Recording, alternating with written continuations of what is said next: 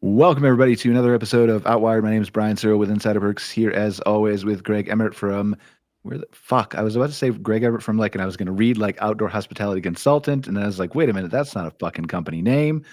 I don't even know what to say anymore. Still a work in progress.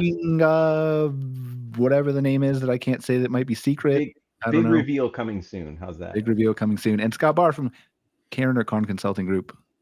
Just every other week we're going to rotate. Welcome back, gentlemen. Excited to be here. Shit is fucked up today, isn't it? Are we gonna get you to say the F word today, Scott? Because it was just come on. It might be. It might not even be stealth either, because I sneak them in again. Like I said, it's like the Irish goodbye. You don't notice it when it happens, and that, you know what? That's because I'm professional. That's why. Thank you for the compliment. Thank you for the compliment. I appreciate it. I have been so many years waiting for somebody to call me unprofessional. Finally, I got it. It was subtle, but that's just like your F words. I expect that from you. So, yeah. But excited to be here. I think. Let's start with our week things, and then we'll dive into the chaos of today. So, what came across? And you can't talk about that thing because we're going to talk about it. So, whatever happened today. So, what came across your desk this week? Scott, you want to go first? I'll start first, and I'll really geek out on you here for just. Ooh, nice! I'm excited now. I'm gonna sit forward a bit here. Love it. So I'm excited.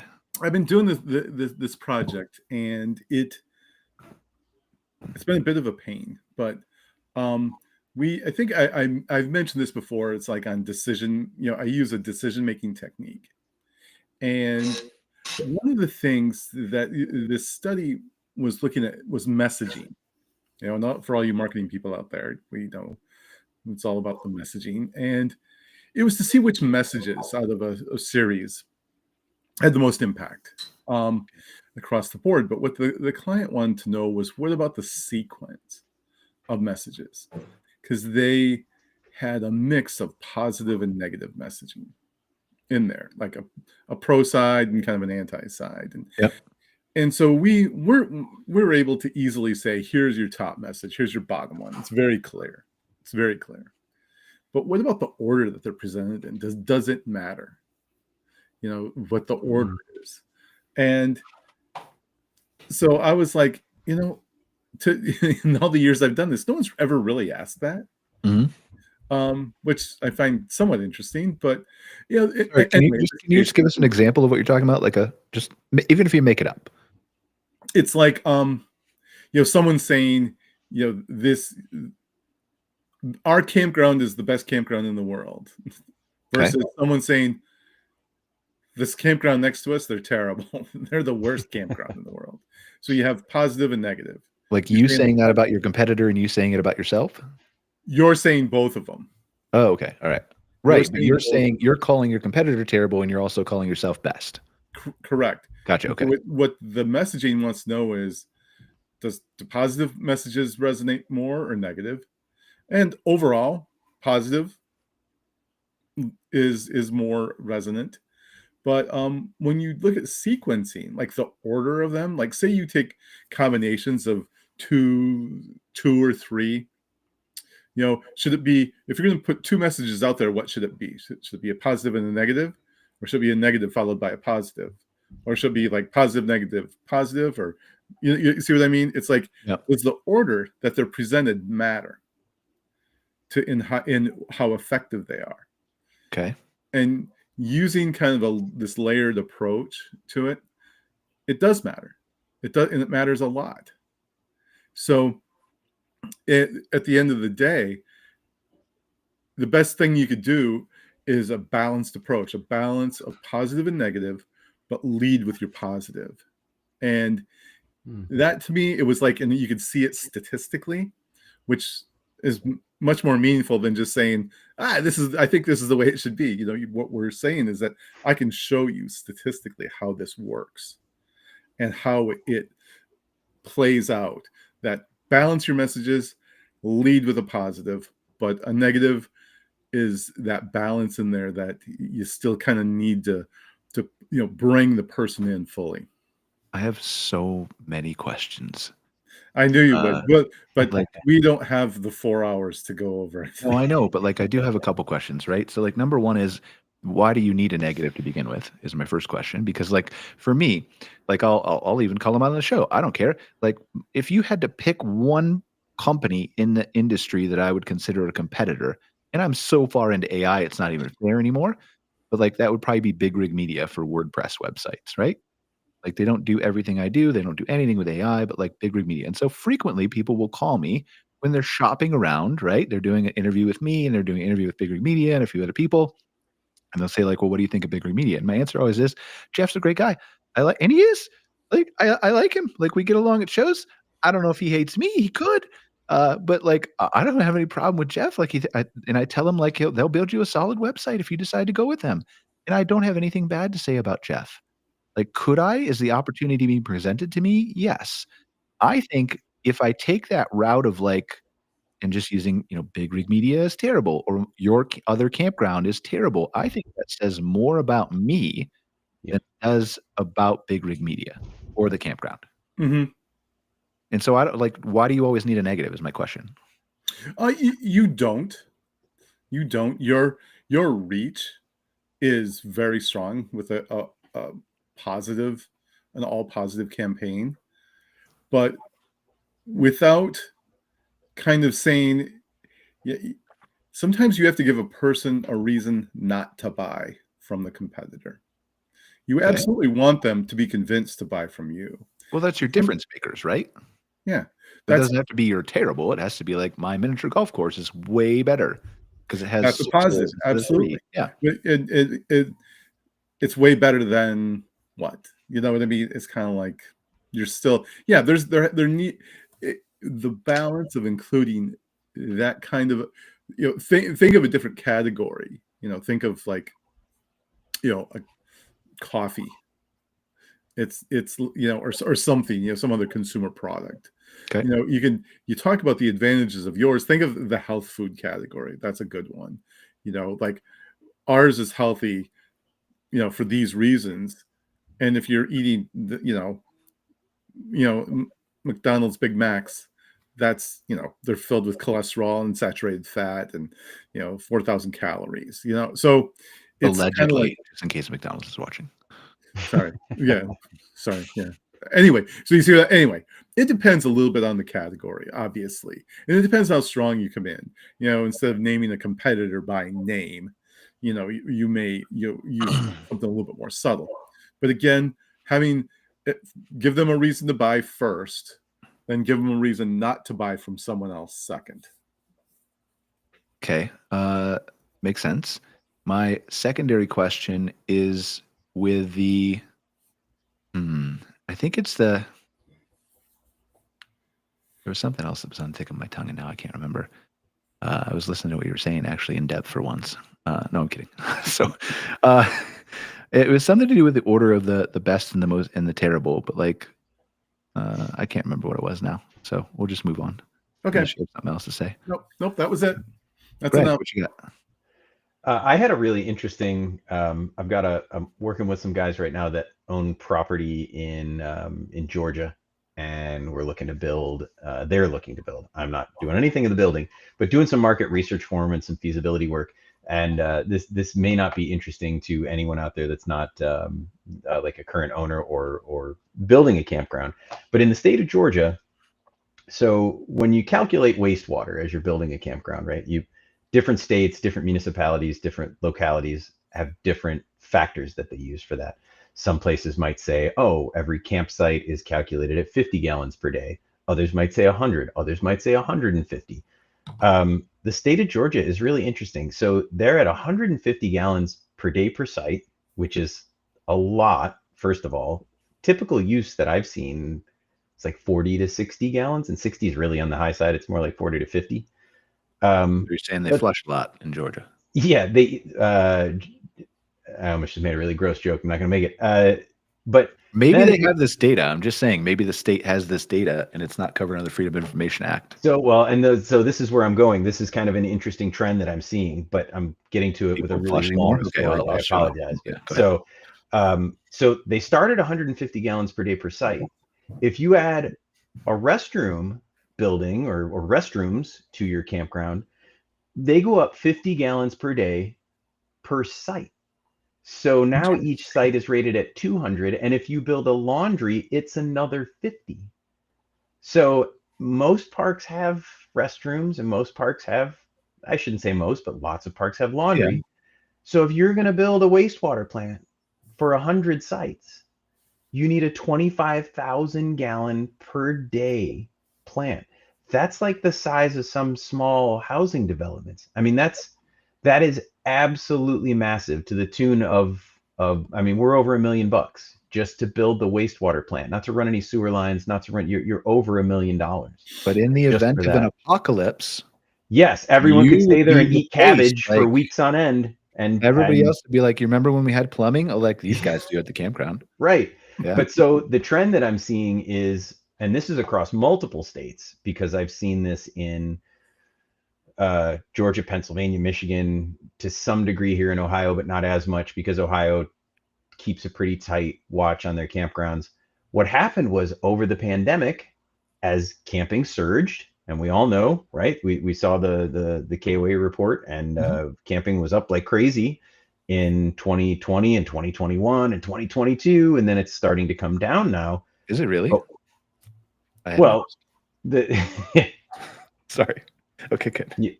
I can only keep my thoughts straight for so long, and I'm having a hard time as it is. I'm sorry, man. I'm sorry. I'm shutting. I know I'm taking forever getting to it, but it's a long arc. 9 minutes. You're only at 3.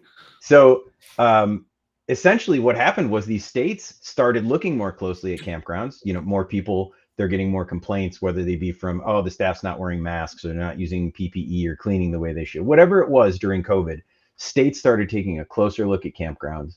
Campgrounds got more closely scrutinized. And what they saw was what we kind of all know. And my dad was really guilty of this. I apart from like a teenage boy with a slingshot, there may be no more dangerous animal on the planet than a campground owner operator with a roll of duct tape when nobody's looking. Like, they are, but also to that, they're incredibly innovative. Like, the things that they come up with as solutions are amazing. Yep. My dad was one of these guys, but you know, as you can imagine, that goes on for a long time. Maybe states don't watch so closely. Now they start looking as the pandemic goes on. And on the other side of it, I'm seeing regulation, especially around wastewater, change in a lot of states. And Georgia is just one of those examples. I've never seen a state or a jurisdiction go up to 250 gallons per day per campsite. Now, you can get around that if you have an existing park and you can get water data. So you need 3 years. You're going to get, this is what the meter says today, and this is how many occupied sites I have. And you're going to do that every day for 3 years. And then they'll take that under advisement and say, okay, well, we'll adjust this down. So like for somebody building new, you might say, well, okay, we're going to put in 50 sites. That's still a, 12,500 gallon per day plant, which is now really hard to pay for with 50 sites. And then we'll try to get 3 years of water data. Then we can scale up, put in a bunch more sites, because they're all going to fit on that same wastewater plant. But anyway, not to get too far into the weeds, which I think I've already done. This is what has really hit my brain and had my wheels turning this week is how do we help people get past these things? And in a lot of cases, there's not much you can do. It's just gonna, if you're gonna build in a place like that, you're gonna have a much longer, typically we like to see you stabilize around year 3 or 4. You might have to look at years 5 and 6. And in that case, that might take a lot of people out of their builds. So it's tough depending on where you're at. And it's so fascinating that, like, I bet you, and I'm not talking about your client because I don't know anything about them, right? But I bet you people get into this and then find some of these weed things, and then they're like, we've already got like this bill, and now we maybe are committed and maybe we're not. And like, there's so many regulations and so much permitting and so much negotiation and so much that's left down to the whims of a town council or the residents revolting or not revolting. This is why I can't own a campground. I'm too fucking weak. It's definitely wild and convoluted. And I see Scott shaking his head, so you must have run into this with clients as well. I know we have you get people that have already bought the land and they've gone through the zoning and it's like, okay, that works and that works, but somewhere along the way they hit this wall that's like, oh, now what the hell do we do? We didn't know that because it is kind of buried in the weeds. It's so true. Go ahead, Scott. Do you have something to say? I was going to say, yeah, that seems to happen quite a bit. That people will see a nice piece of property and say, "Oh, this is it. Here's my vision for this," and then there's something, that's in there, a poison pill, for lack of a better way of putting it, that is in there. That like you said, Brian, I hear about it. Like in my hometown in Michigan, there's a park right now running into the community backlash thing, where they were going to build an RV park. They bought this farm. The people had retired, and they were going to put in an RV park. And then all of a sudden, the community's like, "Well, we don't want an RV park right there." It's like, well, what So now they're facing this backlash, and who knows? They're going through the process. But anyway, that's just another example of that, where those intangibles that sometimes pop up in the process. Yeah. I feel like this is a very serious question, and I didn't mean to laugh in the middle of it, but I asked Burnout Bob what he would do with duct tape.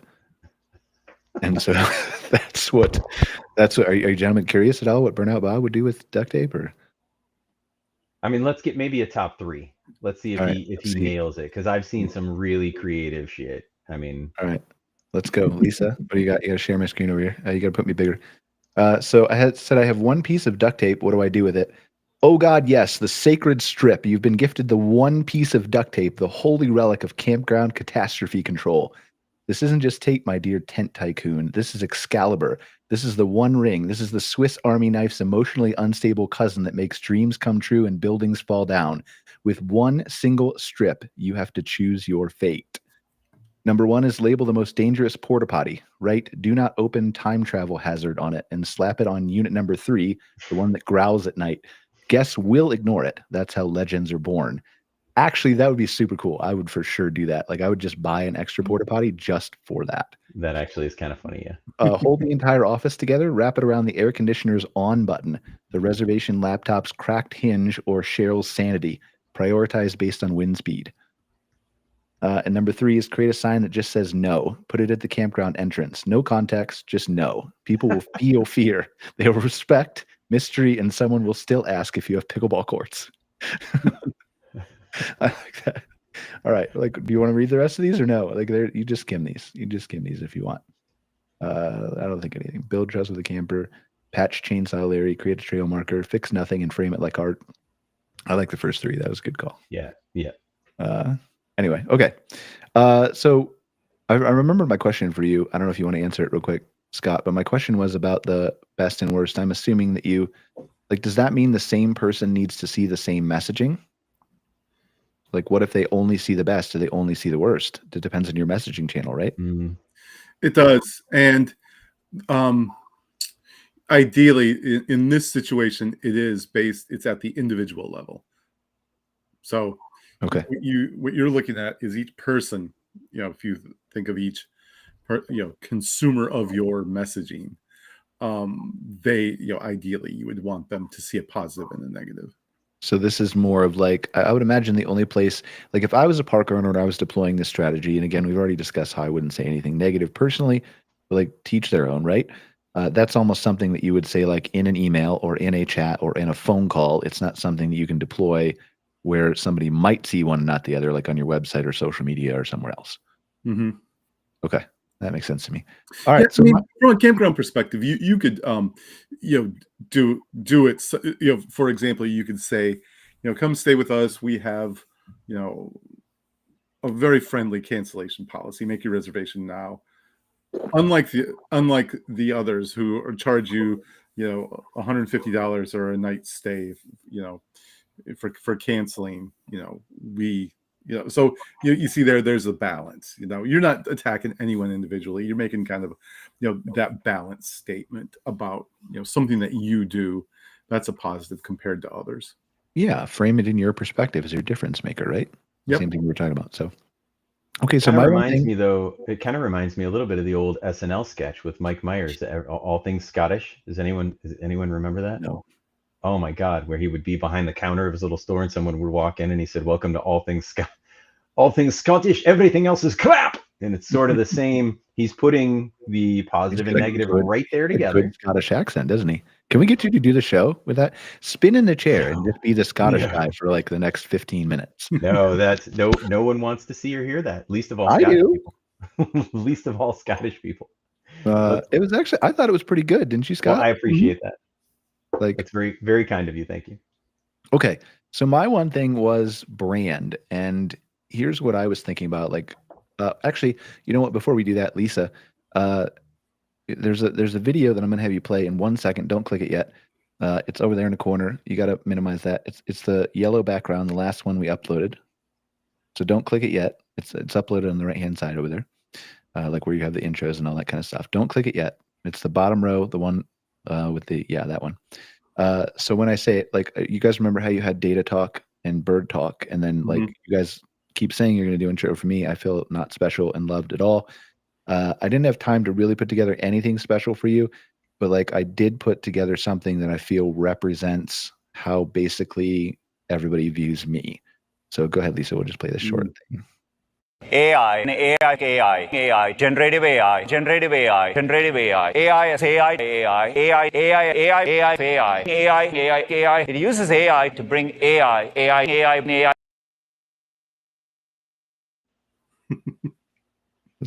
Perfect. This is the best thing I got. That's from Google's I/O last year. So how you didn't change that up and put your head on the little body? It would have been, everyone would be like, I should try that in Sora. I should try that in Sora. Fake. Yeah. So anyway, so like I was watching something about AI. But I started to thinking about like how in the future there's going to be, like, I firmly believe the future of search in less than 10 years, or discovery, right? Natural questions, not research like you guys would do at your consulting company, but informational queries, quick questions, quick answers. Where do I go? How do I travel? How do I find a campground? All the things, right? What's the temperature today is voice. It started to go that way with Alexa, and then people realized it was stupid. And same thing with Google Assistant and Siri. But now they're becoming much smarter. We've covered on the show before how Alexa is already upgrading their assistant. Gemini has already gotten smarter. Siri's still dumb as shit. Hopefully Apple will catch up 1 year. They've delayed their improvements to Siri for another year. I don't know what's going on with Apple, but that's another discussion. Either way, like the voice is the future. Like it's less friction. You don't have to worry about having a master class in typing or your speed or sitting down behind a computer or wearing out your thumbs, whatever. It's just always there and convenient. It'll be in your car. It'll be on your toaster. It'll be in your thermometer. It'll be everywhere, right? And so in an era where that happens, I think, like, I look at the people we work with in marketing from a campground perspective, and some of them have really, really strong brands. And both people we work with and people we don't, right? Like, so Spacious Guys has a really strong brand. Northgate has a really strong brand, right? Yep. Lots of other people I'm leaving out. I'm just stopping at 2 intentionally so I don't get to like, you left me out and you listed 7. But lots of people, right? And I think that there's a really strong case to be made for, and obviously campground owners don't need more on their plate than they already have, especially given the things we'll talk about in a second. But I think there's a really strong case for really focusing on and developing your brand as a campground owner. And that doesn't mean just if you're a 15 chain park or 12 or 18 or 3. Like if you're an individual property, you really, really need to work on your brand. And what I mean by that is not just your logo and the fonts and how it looks, but making it special enough and experiential enough that people actually remember it and want to come back to specifically you. You, right? Not even something as large as like in KOA obviously has a strong brand, but like, great, I want to come back to KOA. No, I want to come back to this KOA, right? Yep. And there's ways you can do that as a KOA owner too. I think that is going to be so critical in the future because there's a massive difference when you talk to a speaker, and you have to remember like that whoever that speaker is, whoever that box is, if that's Alexa, if that's a Google speaker, if that's a Siri home speaker, if that's something we haven't even heard of, the OpenAI releases or whatever else, right? Or some other company we're not even aware of yet. Whoever controls that speaker controls where the query goes and how it's answered. And Alexa will answer it differently than Siri, than Google Assistant, than Claude, than Gemini, than OpenAI, than everybody else, right? And nobody knows how that's going to be answered or whether they're going to disclose how they're answering it. Will it be what would have formerly been the #1 blue link result in Google? Or will it be something different? Or will they only give you an answer that's straight? Like maybe it'll say, so let's say you go to it and say, find me the best campground near San Antonio. What if it says there's lots of different campgrounds in San Antonio, blah, blah, blah, blah, blah, and then gives you like some kind of synopsis without giving you a real answer, unless there's a park that's paying Google for advertising, and then the answer is always that park. So like people are counting on this stuff to not change, on Google Organic to not be different. But I think if you're building yourself a strong brand, boy, there's going to be a huge difference between find me a campground near San Antonio and find me a KOA near San Antonio, or a Spacious Skies near San Antonio, or a Camp Fimfo near San Antonio. Man, that massive difference is going to be huge. And it's never too early to start building your brand for all the other reasons that we've talked about in the past, but that is going to be a big, huge game changer. I don't think anything exists except brand in that world. Thoughts? I mean, I have been playing around with brand, right? As you know, Brian, and trying to build something around blue links going away and people searching large language models, because that search, and I think you mentioned something a few weeks ago. How much is that? That search is way up, right? People are using GPT and Claude and Gemini for their searches. Yeah, I don't know the numbers. There's 450 million weekly users. Before ImageGen came out, their numbers spiked crazy. Okay. So there's a lot of people using ChatGPT. I don't know how many users you get for search.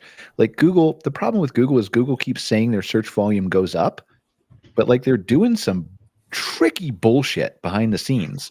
I saw something the other day where AI overviews in Google were linking to more like top funnel AI overviews. So you would click a link in AI overviews, it would go to another fucking Google search with AI overviews. Like they're actually testing this in Google search now. So that artificially inflates search volume. It makes them look like people are using Google more. Like, so they're trying some tricky shit. Anyway, sorry.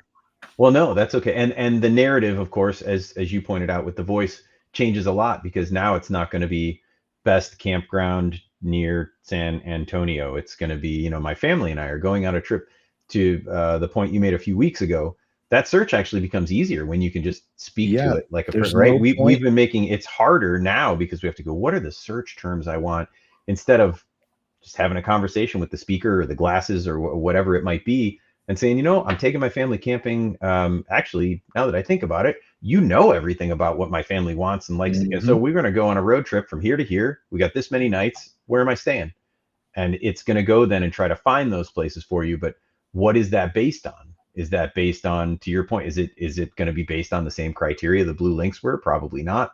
So it's important as they think about brand that maybe they go into even the free version of GPT and play around with, here's what my brand is like right now.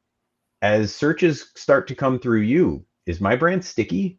Is it going to stand out to you when somebody asks you to search for the best campground near whatever city I'm near or attraction I'm near? And what can I do? What do I need to build around my brand? Because I'm not going to change the name of my campground, right? I've had it for 15 years, 30 years, whatever it is. But what can I build around it that makes it more attractive to you when somebody asks you where they should go camping? I think that's a big consideration for people, and they should start. I'd be thinking about it yesterday. Like it's so interesting because like as you're talking, I'm thinking about even more stuff, right? Because then it also depends on what you're talking to, or like obviously we've talked about like, are we talking to Alexa or Google? But like this stuff is moving so fast. Like I can't even express to you. Like I've said it multiple times. This is like they talk about exponentials. This is like 4 times exponential in the background. I don't even know how society is going to handle this stuff. Like I felt it in my shoulders this morning, like a little bit, because I already have all the AI stuff I'm trying to keep up with and the robotics and the automations. And then was that your autonomous robot waking you up with like a I wish that would have been pressure point. But like I felt for a couple minutes, I felt it when I was trying to, like, I was getting prepared for the show and I was dealing with all the AI stuff and everything else I'm doing on a daily basis. And then I'm like, the whipsaw that we're going to talk about in a second with the market, and like, is it going to impact? Is it not going to impact? What do I tell the clients? What do I talk about on the show today? So we'll talk about that in a second. But like, it's so different that like I can't even tell you if 5 years from now, and the answer is probably no. I don't think you actually interact with Gemini or Google. So like I think Gemini is there, but it's your own Gemini. So then the question becomes, boy, that's going to be a fascinating battle, Greg. Like you opened up a can of worms here for a second. We're not going to talk about it too long, but like that's a fascinating question of like, if Google, let's just pretend it's Google, and it could be a player that just comes out of nowhere, right? Things are moving so fast. Right. But let's pretend it's Google, and they end up giving people or selling people or whatever your own personal autonomous digital assistant that knows your life, just like you were talking about, right? That agent, in theory, would have your best interest in mind because it would be controlled by you. But could Google fuck with it? Could like it go out and like try to find the best campground and Google's like, stop. Nope. Sorry. We have an advertiser over here. Go this direction. Great question. Boy, that's an interesting question. Yeah. So I don't know what the answer is to that, but like, yeah, brand is going to be very, very important and critical to people, and they need to pay attention to this stuff, and they need to start thinking outside the box. And I didn't mean to just jump in there and cut. I didn't know if I apologize if I just jumped on you, Scott, when since I've been digging into brand a little bit, I just dove in there. So that's great. Okay. I enjoyed listening to it because you and Brian know more about the brand stuff than I do. You know, so I'm like, I just measure the impact. It kind of reinforces the idea though of what we talk about a lot, which is to actively manage your brand. You know, be active, be aggressive about it. Don't let other people define it for you. It's a great point. And it's so tough when you don't have any time already as a campground owner or a small business owner, period, right? Yep. Yep. Like, I mean, like, look at me. Like one example, and then we'll pivot topics like this, the AI that I built to post on my own social media, right? Like literally, if you go back and look at Insider Perk's social media account for like the first 10 years of our existence, it's a ghost town. Like I would hire somebody and they'd post a little bit on social for a couple months and I'd be like, I don't like it. And it would go off. And for 3 years, it would sit dormant other than like fireside chat lives or stuff like that. Right. Or videos that I would occasionally post because I didn't have time to do it. And I wouldn't let go at the time of trusting somebody to do it because it wasn't the content that I wanted to see. But now I can train my own AI and it publishes exactly what I want. And it's not like it is random, but it's also like not random. I know exactly what I want. It's trained in my tone of voice, right? That kind of stuff. So I think those possibilities are going to unlock the ability for campground owners to do a whole lot more with their day than they previously could if they're willing to adopt it and they do it right. There's actually a pretty bright future here for campground owners, I think, but you've got to be willing to not even understand, just embrace the tech. Obviously whoever you're using, trust them, but anyway, okay. Let's talk about the fucking craziness today for a second, guys. Where's the stock market up now? Is it still up, Greg? Do you have the thing you can pull No, up? I don't. I have no idea. Let's see if my tracker popped off at all recently. Because it closed for the day, right? Dow surges 2,900 points. Stock market posts the third biggest gain in post-World War II history on Trump's about face. Now, listen, all you people who are watching this celebrating, the man didn't take tariffs off of China, which is where all your shit comes from. He actually increased it. And the man also didn't remove tariffs. He left them all at 10% across the board on all the reciprocal trading partners, which is down, right? But still, like, if the Fed is monitoring inflation and looking at 2% being the target, you just added 10% to that. And maybe that's a one-time pop or not, whatever you want to decide that's going to be. But like, guys, this stock market is up because all the clothing manufacturers that make their shit in Vietnam and India and all those places and Apple are like really, really in good shape. Those companies are going to be fine. They'll be able to weather the storm. If you look at all the stocks that popped, they were Nike, they were clothing retailers, they were Apple. Yep. This is not an indicator of the health of your small business. This is not an indicator of the local people who are going to come camping with you this summer or won't come camping with you this summer. Like, this is deceptive as fuck. Thoughts? I jumped on it last time, Scott. You want to touch that one, or do you need a 20-foot pole makes you it's it's like the third rail. This is, and again, like, I just want to say, like, I'm not coming down on other side of politics. We're not discussing politics here. I'm just saying point blank, not that Trump is being deceptive, but that this market action itself is deceptive. Yeah.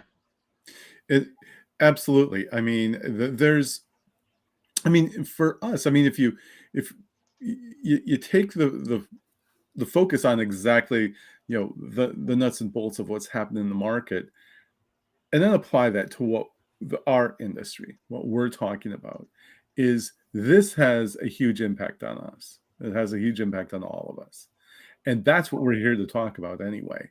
And so, when we look at, if you're a business that relies, again, we'll talk about Canadian travel, we'll talk about European travel, all these things. People aren't going to all of a sudden say to themselves, hey, I'm going to jump on a flight because Delta has dramatically reduced their rates. I saw that because no one's traveling, and fly to the U.S. and go visit the national park where the garbage cans are overflowing. It's like, no, that's not going to happen. That's not going to happen overnight. The bad will that this has created is going to be lasting, and it's I feel like even if today there was a PR campaign that came out and said, yeah, we were just kidding. We weren't really serious about it. Come visit us again. People aren't going to. It's going to take a while for us to recover. And there are a lot of businesses that are going to suffer from this. And the campgrounds are going to be one. To the point of, I just want to stop you for a second, to the point of long recovery. We were talking to Kevin Thusen from KCN on the MC Fireside Chats earlier. And he was saying anecdotally that, and he only, I think, owned one park during COVID. But he was saying, like, they don't feel like the international visitation has come back from 2019 after that. So, like, to your point about long timelines, go ahead. Yeah. And again, yeah, I'm sure it took a hit, and maybe it was just starting to come back, who knows? But there's a lot of Europeans who visit here. They visit again, they love our national parks. They visit our campgrounds, and they're not going to be here. And if you're a big business, you can probably absorb some of that hit. Yep. You can probably make some adjustments. But if you're a small business, you're a small vendor, maybe you have a little business outside of a park or adjacent to a campground, or maybe, again, you are a campground. If your business is off 10% what it was last year, which wasn't a banner year probably, that it's going to hurt. Devastating. And what's that? It's devastating. Oh, absolutely. And so these things, the tendrils, they go into so many different areas and affect so many different things that it's to me, it's like, I don't know what the solution is. I wish I did. And I guess I'd write a book and go on tour, and I wouldn't be on Outwired anymore probably. But well, I'm glad you don't know the solution, and we like you, Scott. But the fact of the matter is that these are serious issues, and we have to deal with them at the individual level. It's like, again, we're talking about the micro level. How do we adjust to that, and how do we help people adjust to that at their level? And there you go, Brian and Greg. Yeah, I mean, the forecasting is the issue, right? Yeah. The forecasting is the trouble. So, like, it's, I don't want to say it's easier for a campground owner, but it is right now at this exact day and time, because there's a narrative you can tell yourself, and we talked a little bit about it on the show earlier. There's a narrative you can tell yourself that, like, advanced bookings and the booking window is shortening, and everything will be fine when the kids get out of school, and I won't really know until June, and so I'm not going to panic now, and some people are up and some people are down, and all that stuff is true. We don't have the data. Your season could be completely fine, right? All the numbers that we're seeing make us a little bit skeptical. Doesn't mean we have hard data that says your season's going to be bad, right? But it doesn't look good from the data that we're looking at. However, like, if you're like somebody who's, take your national park example, right, Scott? If you're like, let's say you're a little, I don't know, let's just make up something. Say you're a food truck vendor that normally sits outside of, I don't know, or whatever, a food vendor outside a national park, right? Or right inside the border or whatever else of a national park. And you're looking at this like, there's layoffs, there's not layoffs. There's closures, there's not closures. There's price increases at Grand Canyon. There's not price increases at this other park. Like, is that going to impact me? Is that going to impact traffic? Do I get more Canadians or international visitors or less Canadian visitors and international visitors? Do I get more Americans that make up for that? That's one thing. Then, like, do layoffs impact anything? Do tariffs impact anything? This is going to go up and down. Like, okay, like, yesterday, 24 hours ago, I'm like, shit, tariffs are going to probably drive us into a recession because Jamie Dimon is saying that and Goldman Sachs is saying that and everybody's saying that, right? And then 24 hours later, oh, surprise, all the tariffs are gone. Just kidding. Except, well, almost all the tariffs that we just talked about, right?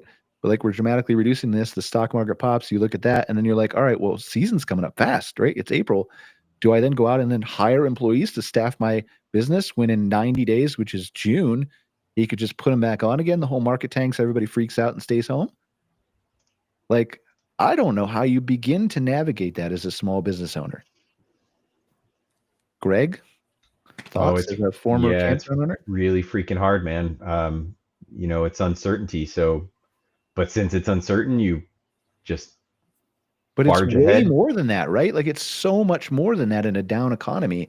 It's the livelihood of not just you, but your employees that you might or might not hire. Yep. The vendors and especially that you might or might not sell. Like, what if you stock the whole fucking thing with like a summer's worth of hamburger patties and then shit crashes?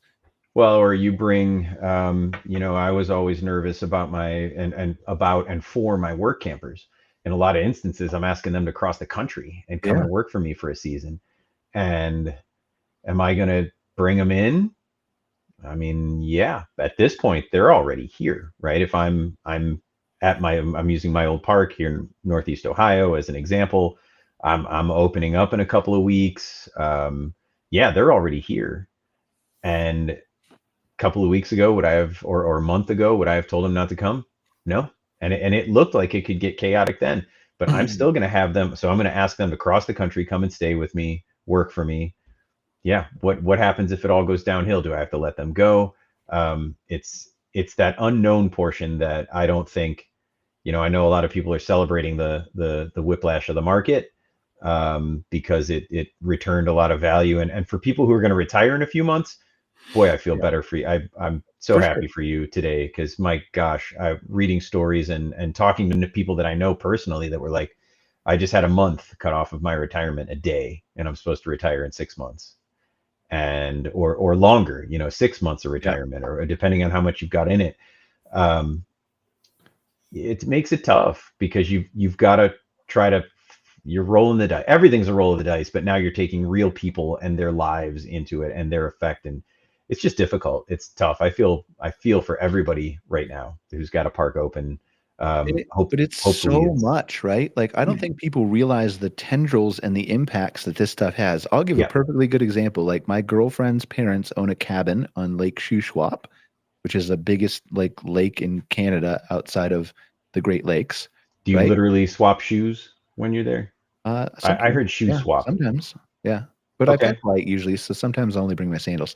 Anyway, but like they have or previously had a little store there that they would run. Like, it's in the middle of almost nowhere with like a dock. Like, you have to drive 30 minutes down a dirt road to get to this.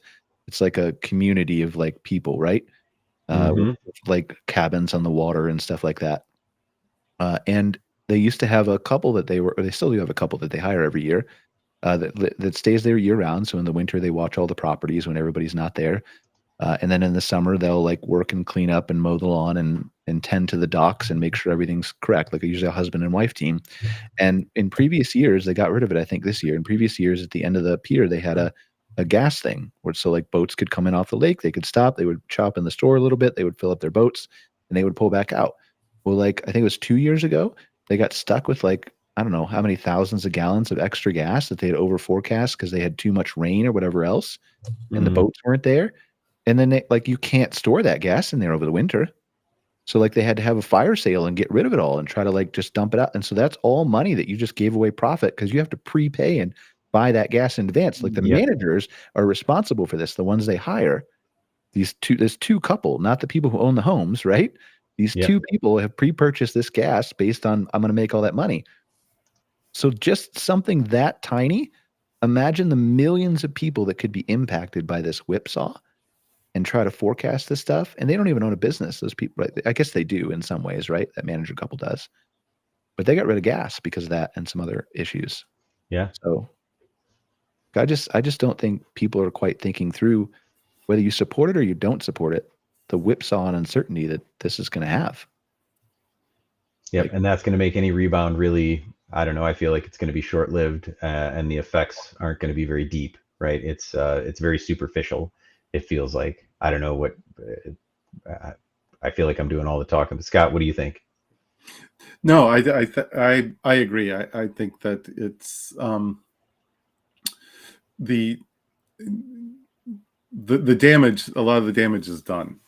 It's done.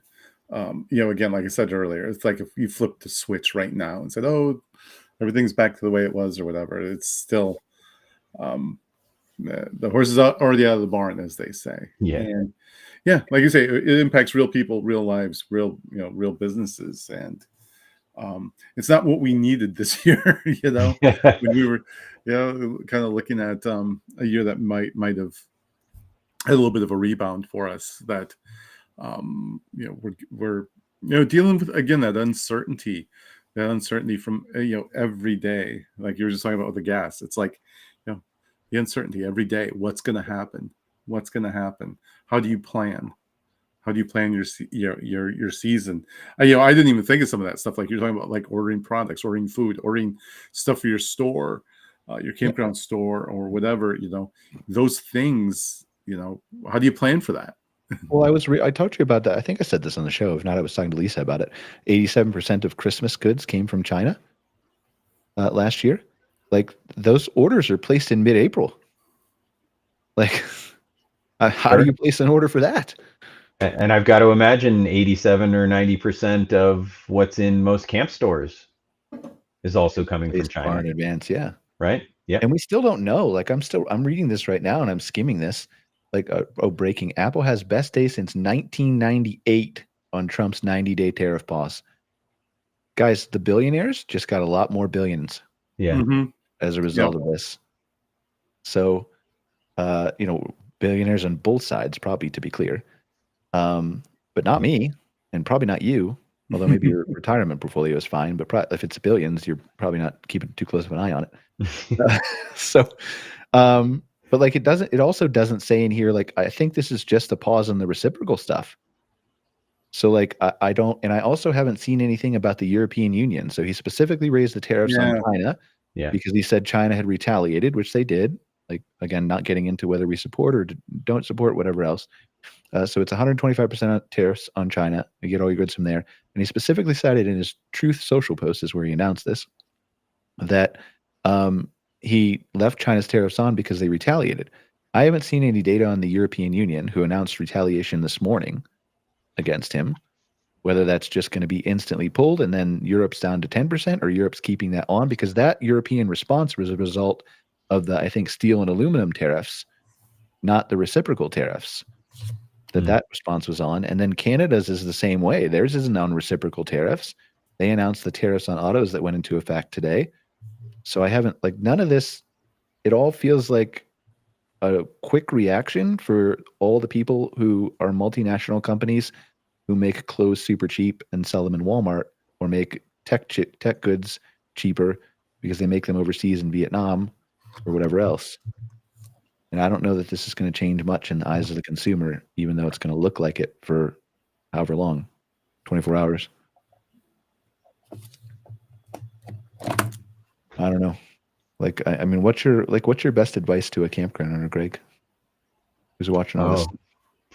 I think we're back to wait and see, because what else can you do?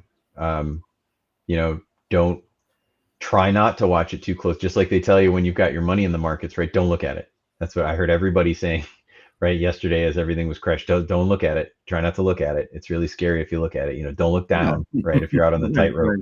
So, head down. If you're going, most people are going into the season. Southern parks are starting to work their way into their shoulder, technically speaking, right? With snowbirds heading north. If you're a snowbird type park, focus on what you've got right ahead of you and keep moving forward, because what else can you do at this point? Nothing. You've got to just work through what's thrown at you because it's so late. Well, you can have a plan, like what if? Like, I'm not saying that that plan covers you 100%, right? Yeah, it definitely doesn't. Not at this point. There's just so many unknowns. Because do they get put back on tomorrow because somebody woke up in a bad mood? Like who knows? It's so volatile. It's really difficult. But like if you think and you plan for that in advance, right? Then there are things you can do. Scott and I were looking at some data, some stuff that AI was spitting out with some research the other day, and it was about Canadian travelers. It's going to be like we put our reports at Modern Campground on a temporary hiatus because we're redoing the whole things, and we're going to make them better and more comprehensive. So hopefully we'll be back in May. But we were looking at like one of our next reports is going to be on Canadian international travel. And the AI was coming up with some unique ideas of ways to solve that. And one of the cool ideas it had was offer a Canada on par deal. Like offer the same dollar for dollar exchange rate. Like if you're a border town, like so example, if you're a border town and you're getting hit by this fact that Canadians aren't coming over, if you're a border campground, then like it's better to have some money than no money, right? Mm-hmm. So like that, I think that's a really interesting idea. Come stay with us, cross the border. You weren't willing to, but come to stay with us, right? And like your dollar is equal to one of our dollars. Like, yes, obviously you lose money in that area, but anyway.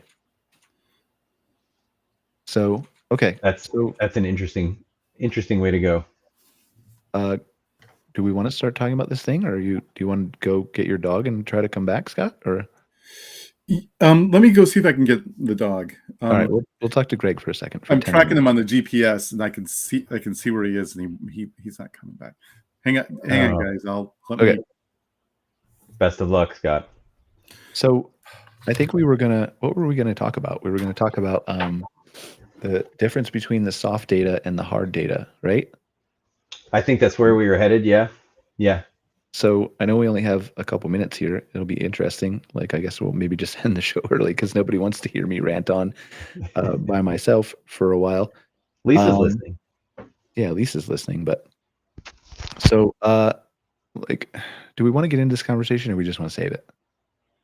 It's probably better to save because we need Scott for this. I feel like we need Scott for this because he's the data man. Like I can contribute, but you and Scott need to lead this. I feel like the inflation and all that kind of stuff. Yeah. So he's still here in the background, but I don't know. Like, hopefully he can find his dog and his dog's safe. Like, what do you think? Should I try to carry on the show like solo, or should I just end it? What is your opinion? Oh, I'm not going to touch that with a 100-foot pole. You obviously have a lot to say. Maybe people would hang out and listen. It would still be a good outlet for you. You need to get this stuff out.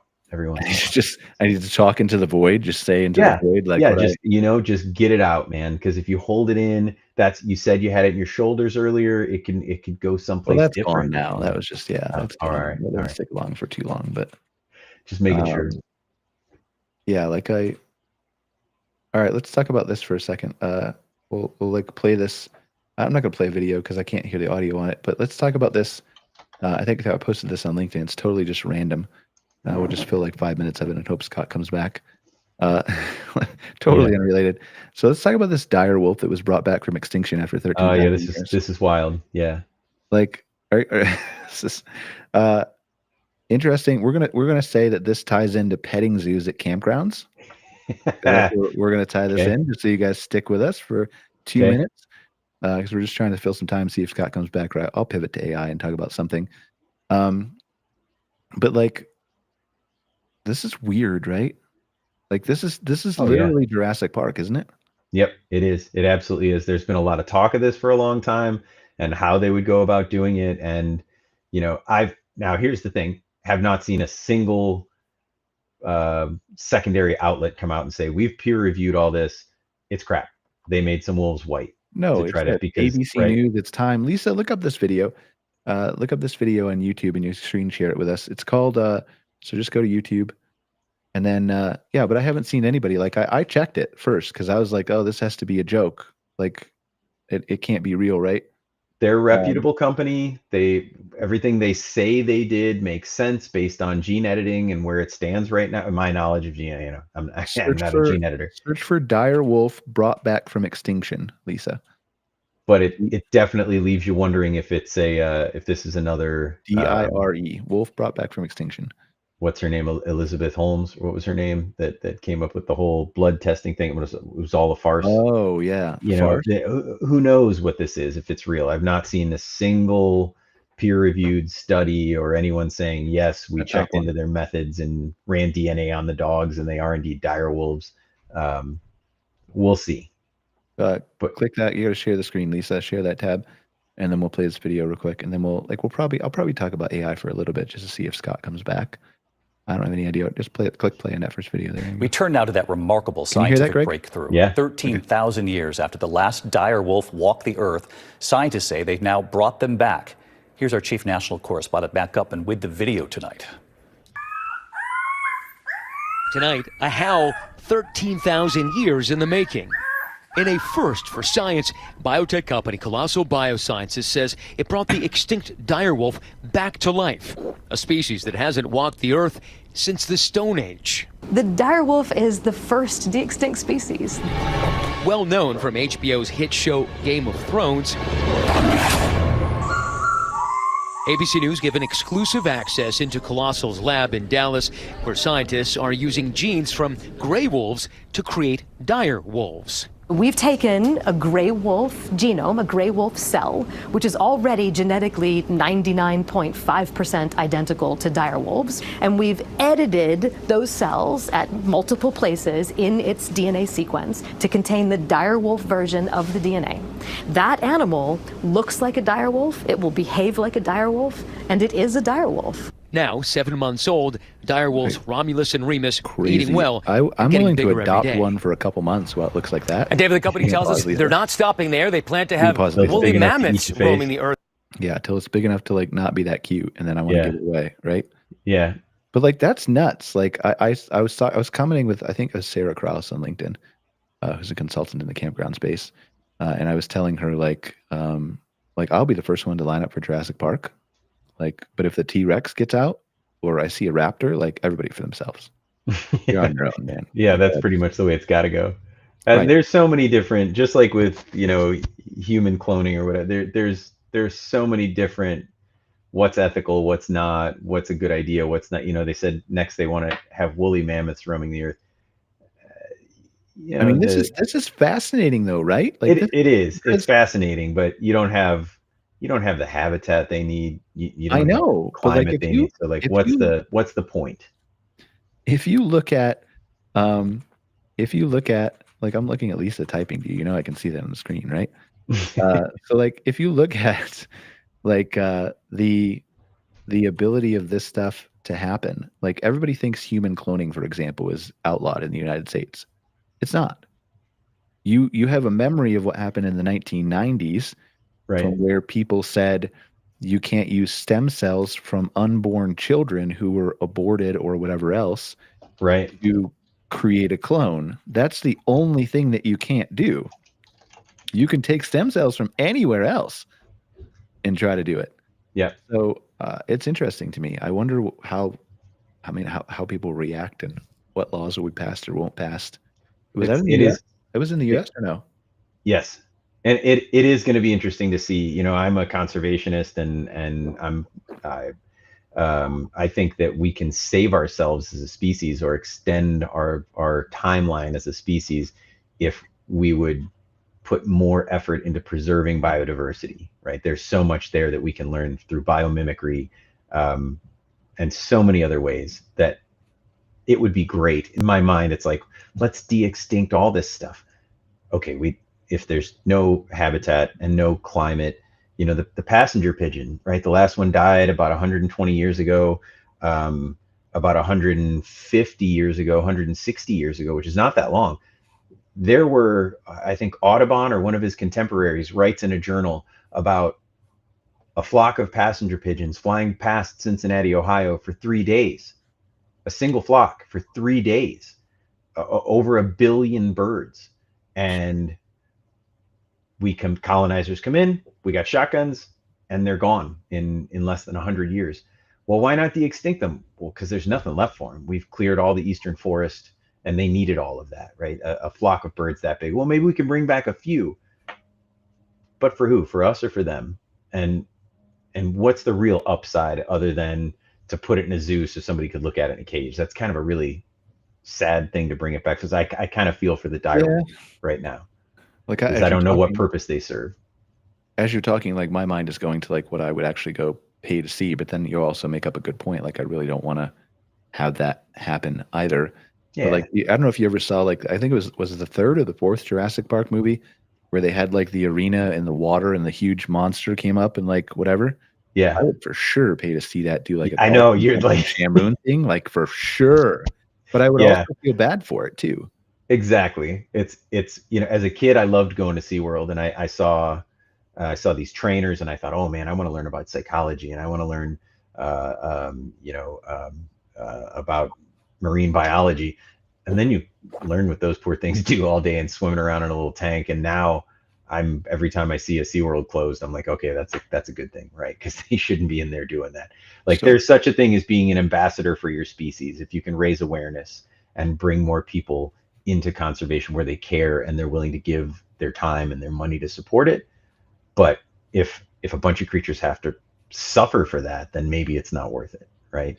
Most zoos are really well-run places, but I always feel sad when I see it. So anyway, not to bring the show down. If you owned a campground, if somebody came to you and said, let's say 20 years from now, right, Greg, I'm going to give you an exclusive opportunity to run Jurassic Park campground, and you don't have to have a T-Rex, you don't have to have a raptor, you can just have like the triceratopses and the nice gentle ones, right? Because we can do herbivores. All right, herbivores. All right, I'm down. Insurance.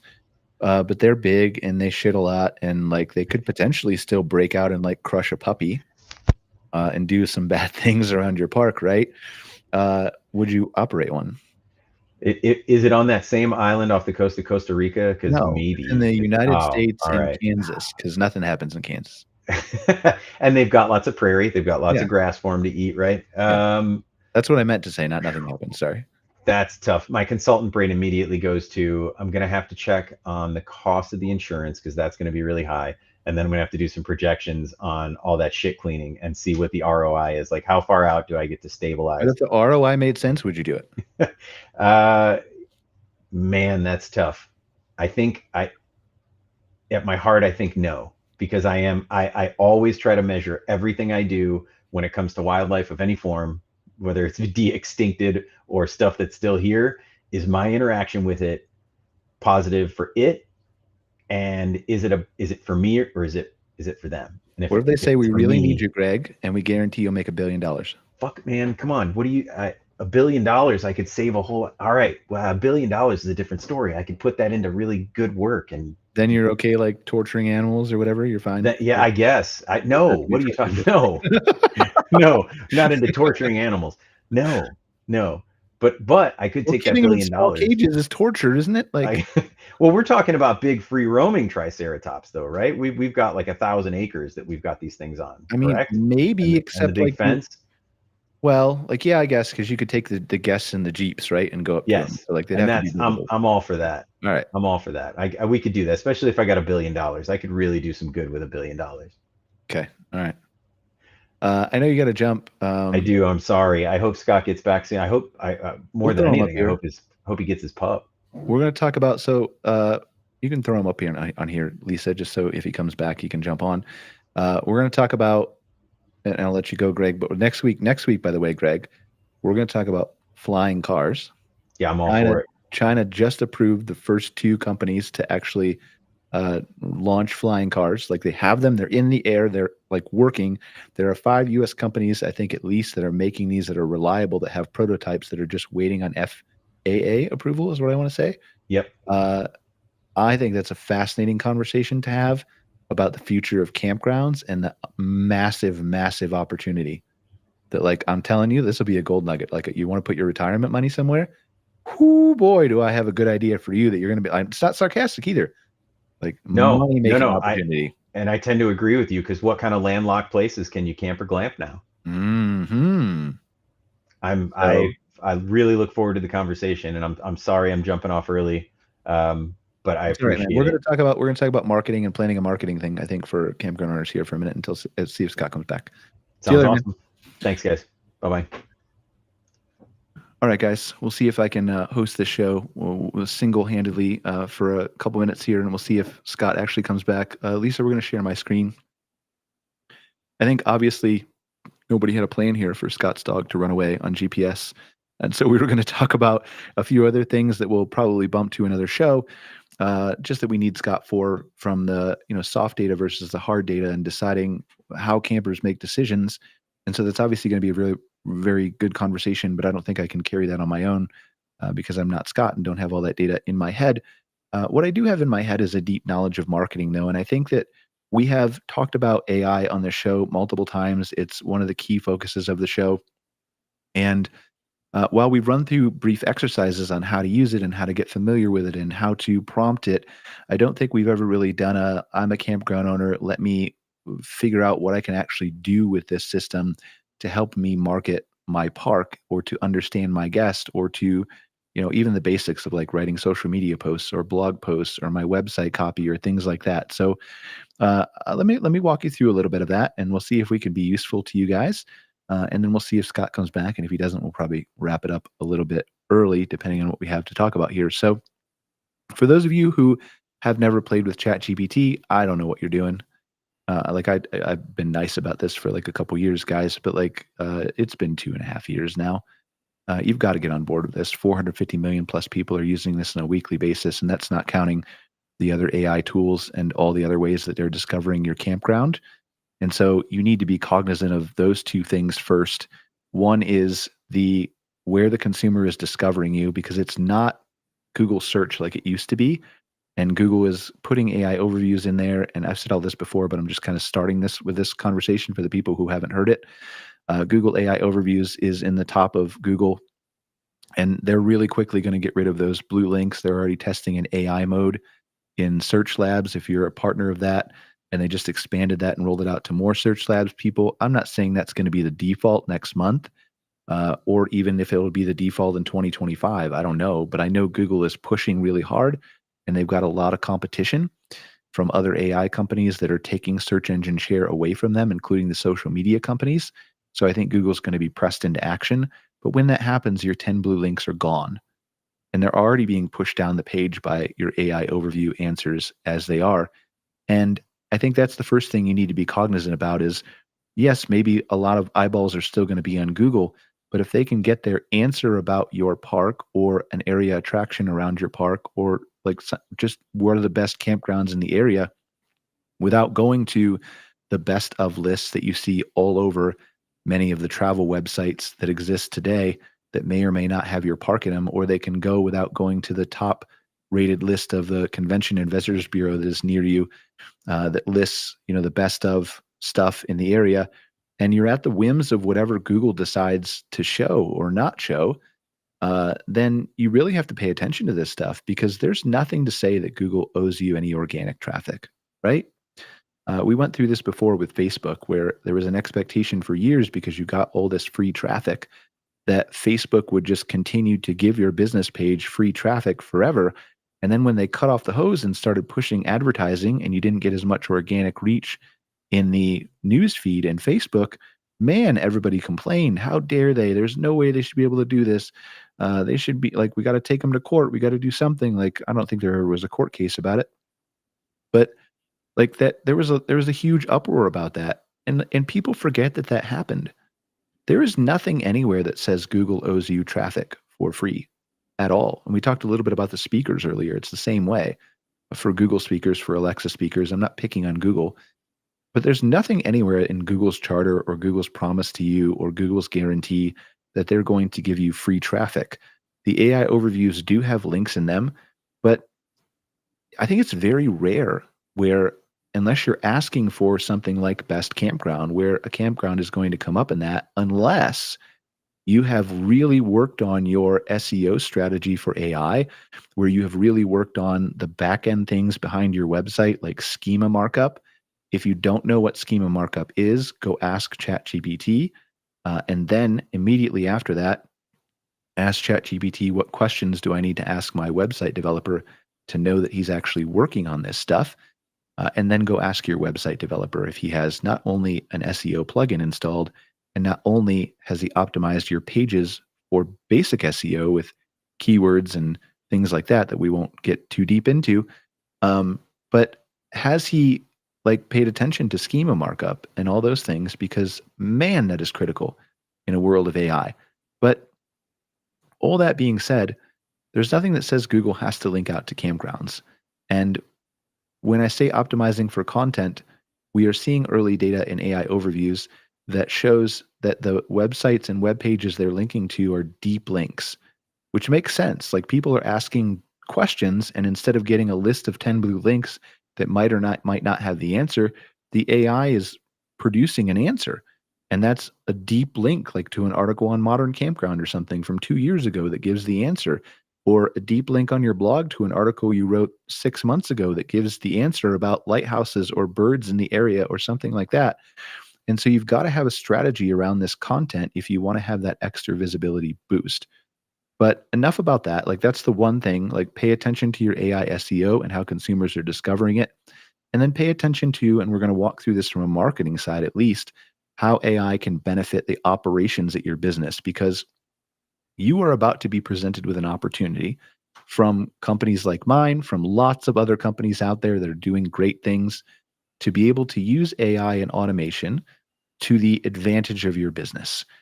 And what I mean by that is by not just the potential to save payroll, which is the biggest line item, but potentially to even pay the same payroll, but redirect that to something that's more valuable around your campground that you can do, right? Something that is much more valuable to the guest experience or to your bottom line than answering the same questions on the phone or on chat or via email. And that's just the tip of the iceberg, right? We're talking about automating the creation of housekeeping schedules. There's probably 80 to 85% of stuff that happens in campground operations that have to do with a computer that I could automate right now with the way the technology is if I had the time. So just set the stage for that. Like we talked briefly about earlier on the show about the opportunities here for you guys to use things like AI and automation to really free up your schedules and your time to allow you to do things that you never could do before, because you're either a couple working at a small campground, or you're even like an investment company who just has people to report to, and you can't go hire that extra 2 team member that you really could use to make customer service excellent. This is going to unlock a whole lot of opportunities for you guys. And if you do it right, it doesn't have to be a situation where automation is bad for the guest. The automation can be good for the guest if done carefully and thoughtfully. The AI can make 24/7 customer service a thing. It can make instant answers a thing. It can make booking without talking to people in natural conversational language by voice or by chat a thing. It can make instant answers and curated emails to your guests with concierge experience type stuff a thing. So, like, the unlocks here for better service are amazing if done right. And in combination with that, man, it will save you a lot of money on your payroll. It will save you potentially, or redirecting that payroll to other things so that those people can lift up your revenue in other areas. It's like that's your decision as a business owner, right? How you do that. But just taking that stuff and really, really looking at ways that you can emphasize and modernize that stuff. So pay attention to all those opportunities, because boy, like I've never seen anything in my life move as fast as this stuff is moving right now behind the scenes. There are already, like I was playing with this the other day, there's already an AI agent company from China called Manus. And that, like I had that company go out and do a UI UX, which is user interface or user experience analysis of a random website. It went out and put 4 documents together for me that are really professional. Like, here's what I would do to improve the user experience. Here's what I would do to improve the user interface. Here are some key takeaways and things for improvement. And then here's a whole executive summary, 4 separate documents of all the things you should do to improve it. And then I asked it to create me a website with all that, and it built me a website in 15 minutes. It wasn't the most pretty website in the world, but it was pretty good. And it built the whole menu structure and put all the data from the reports in sections and gave me like little mouse through tabs and graphics and color palettes. And like, I mean, this stuff is going to absolutely be mind-blowing the amount of time and resources and effort you're going to be able to save if you are paying attention to this or you're working with somebody who is paying attention to this. So let's look at some ways, though, without hiring anybody or without catching up on all this stuff that you can work on your marketing here. So let's, Lisa, go back here, and then you'll just pay attention. Scott's like floating off here. Whether he comes back, we can pop him on the camera. If he does, so like, here's where I would start, right? And I'm just going to put myself in the shoes of, or I'm going to try to put myself in the shoes of a campground owner who doesn't know anything about ChatGPT or very little. And the first thing I'm going to say is the input equals the output. So when you're typing into ChatGPT, you have to think about this like you're talking to a human. And we've used this analogy, I've used this analogy before. If you have a real human employee in your campground and you say, go clean the campground, then they have a choice of where they can go.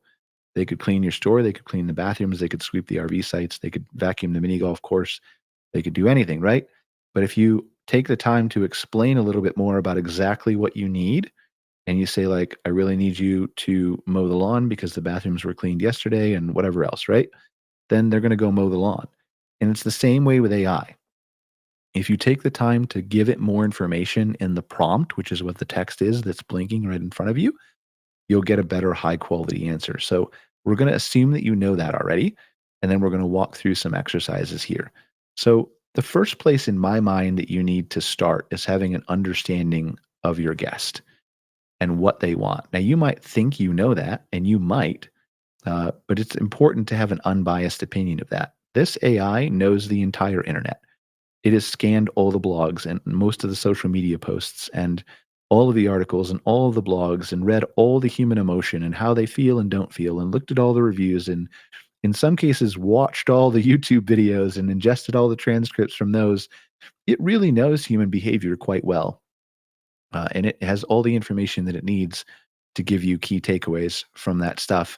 So if we look at this basic starting point, like I want to understand who my ideal customer is. And this is something we do for our clients. This isn't the way that we do it for our clients, but this is a good way that you have a starting point for you. Is there's something called an ideal customer profile. And so you can come in here to AI, and again, this probably isn't the, let's see, we'll use O1 as our model. And the difference, I guess, just to preface this between all this convoluted mess of models over here is anything that says it uses advanced reasoning or is an O model is a thinking model. And you may or may not have access to all these in your account. It depends on how much you're paying for your account. I'm on the top plan, which is $200 a month right now. So, but anything with O1 is going to think. So if you're asking a question that a human being would take time to think about before they answer your question, then you want to use an O model. And I won't go into all the details about that stuff. There's for efficacy, and we want to get through some of this stuff. But the O models are for that. The GPT-4o is not the same as an O model, even though it sounds like that. And they're going to combine all these soon in the future, I think. But GPT-4o and GPT-4.5 are really good for writing. And so 4.5 is especially good with creative writing, but it's a little bit slower. So if you just need a question answered that's based on a knowledge base and doesn't really require any thought, just requires like, what is the capital of Texas, or what kind of sheets are good in my cabin, like something like that, then those models are just fine for you. It doesn't need reasoning to deduce and think through all that stuff. But we'll use this O1 model for our ideal customer profile because we want it to pause for a second and think about it. And there are way better models that we use in the background to do ours, but this will give you a good example and a good starting point, right? So actually, you know what? I'm going to do something different here now that I'm actually looking at this. I looked at this deep research on the bottom here. This is something that's free. We'll cover this, and we'll do the same thing. We're going to get to the ideal customer profile in two different ways because this is going to take a minute to run. But if you do deep research, what this will do is this will go out on the internet and it will look for information on multiple different websites, and it will think about it for a long time, and then it will come back and articulate its answer. So what I want to do here is I want to create an ideal customer profile for, and we'll pick a random park here. We'll just zoom out. I guess there's nothing to say that I'm actually creating a random park here. But we'll go down here. Can't even see my mouse. All right, we'll zoom out from where I'm at. We'll just go to the middle of Nebraska. Actually, we'll go to Kansas. We were talking about that earlier, so that makes it seem like it's even more random. And we'll just type in campground, and whichever one shows up to the left of the word Kansas, we'll pick. Which, of course, I can't see now that it's zoomed in. It went all the way up by me, that's why. We'll go down by Kansas here, and then we'll zoom in, and we'll pick a park down here by Kansas. And it didn't show anything. Maybe there really is nothing in Kansas. We'll see. It's right over here. So we'll just choose here, something here. All right, we'll take Ellis Lakeside Campground, okay? 4.5 stars, looks like nice property. They don't have a website here. Oh, yes, they do. lsks.us. All right. So we come over here. We just say, I want to create an ideal customer profile for Ellis Lake Campground. Here is and we'll look at their city. And I'll say Ellis, Kansas. And then the first thing Deep Research is going to do is it's going to ask you some clarifying questions about what you want. And it will always be different questions. But it's going to say, to create an ideal customer profile for the podcast people for Ellis Lakeside Campground, could you share a bit more detail? What kind of services and amenities does the campground offer?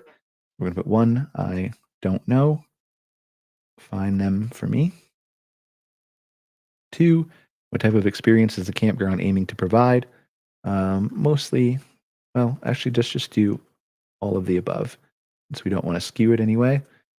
Obviously, the owner or you would know this about your property, right? Number 3 is, do you have any data or assumptions about your current customer base, age range, where they come from? No data. 4 is, are there any particular customer types you'd like to attract more of? All of them. And then you'll just answer that question. And then what you're going to see is it will pop up and it will say, starting research.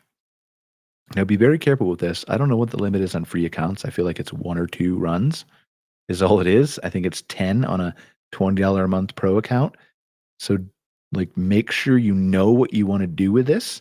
Otherwise, you're going to run out of it. It's per month. So just be very thoughtful about what you're doing with this and have a plan before you just start playing with it. On the pro accounts, I think it's 120 or something like that.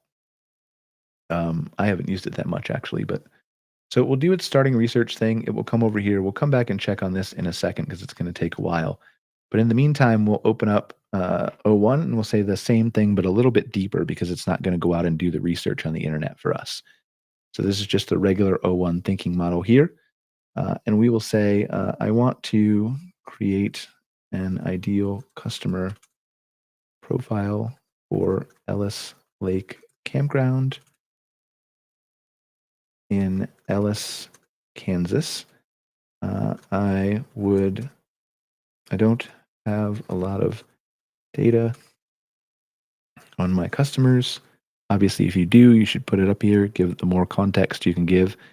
In the bottom here, you can upload files, including CSVs, if you have exports of your reservation data or your demographics, or if you just know mostly where people come from or how far away they travel from. The more context you give it, the better. I don't have a lot of data on my customers, so I would, because I don't have online reservations, but I would like to see who might come travel to my campground, either the likely people who already would or those who could be convinced to do so. I want to focus on locals as well as people in other states who might be traveling across the country in their RV. I also have 2 cabins and 1 glamping unit.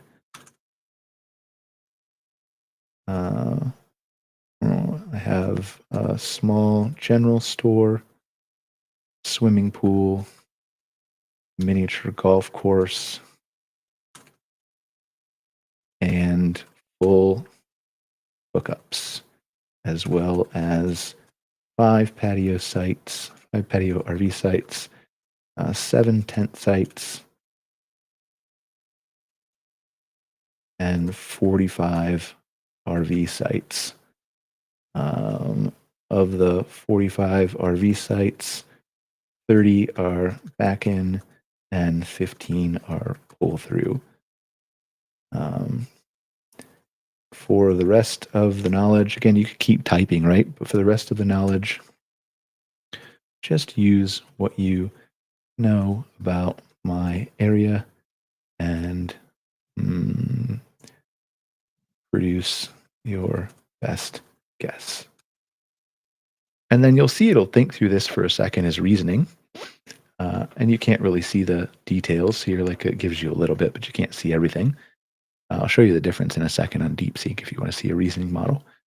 But so target segments, local and regional families, and it'll give you like demographics, lifestyle, psychographics, motivations, barriers, lack of awareness if they don't realize there's more than just an RV park, e.g. pool, mini golf store, cross-country RV travelers,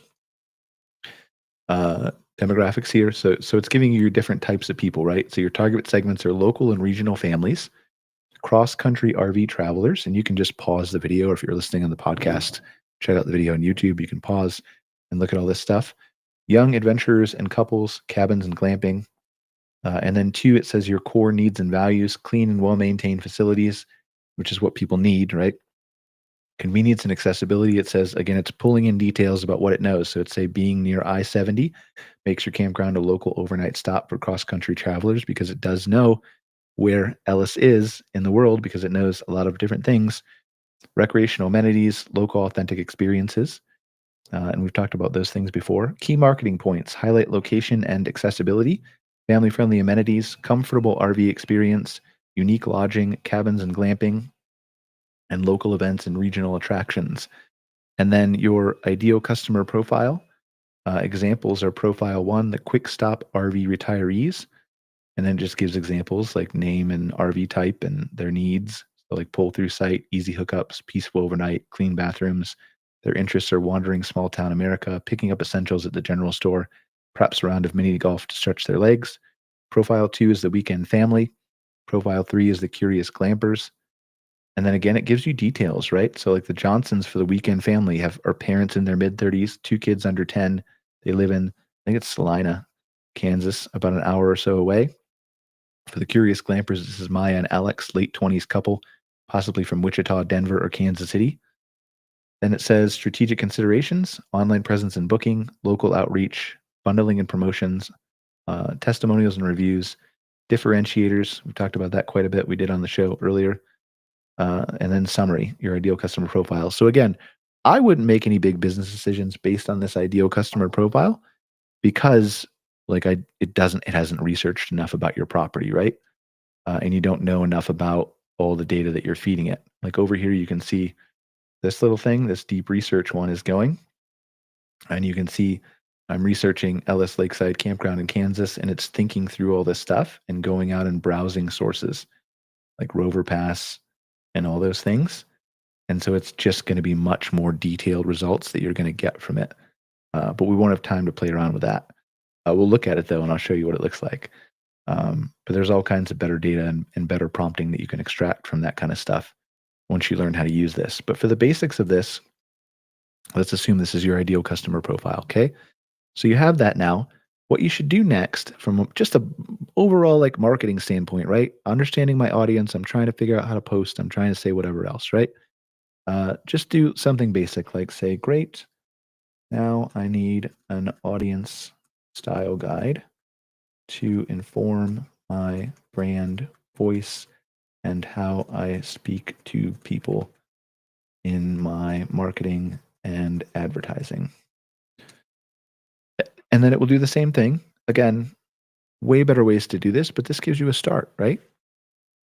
So it will reason through that, and it will like keep the conversation context. It knows all the stuff from up above here as you keep going, and it will think through this stuff, and it will say below is the suggested audience style guide.